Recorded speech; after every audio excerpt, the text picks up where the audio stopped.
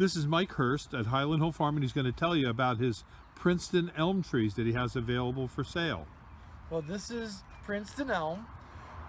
This is a very, very fast growing tree. It's one of the fastest growing trees that we grow.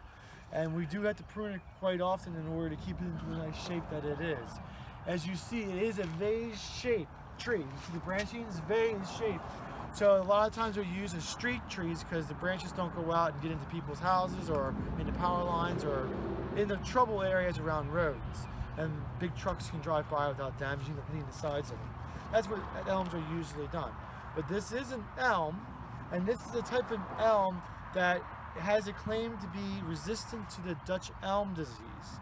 I do not know where the genetic origins is, but the story I heard from them is that the reason they're called Princeton elms is that there was a line of Princeton elm, or there was a line of elm trees in Princeton, New Jersey that did not die from the Dutch elm disease. And they never knew where it came from. They don't know where the genetic line was. But when they took cuttings off of these guys, and these guys grew, they were also resistant. They never got it.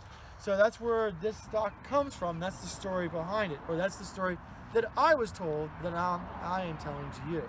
But it is a very fast growing tree, has a nice green leaf to it. It can grow, and when it's in a happy location, it can grow 6-8 feet in a year.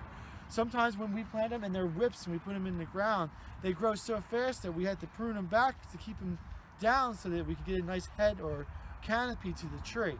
If you're real young, a real sapling, you put it in and you let it grow, it'll just be like a telephone pole growing up. Very, very fast growing tree. Fairly resistant. It does get a couple bugs here and there, but nothing that's going to take the tree down that I'm aware of. I haven't lost any trees yet in the fields, and I've been growing them for about 7 years now, so it's a good tree that we've been putting into the ground. We usually put them in a little bit wetter fields that we have because they can take the wetness, but if you have it in a drier field, it'll perform spectacular for you. It's a really good hardy tree. I like it very much. I have not had any experience with anything negative to it. If you're interested in them, I think we have 10, 12 of them here still. We haven't sold yet.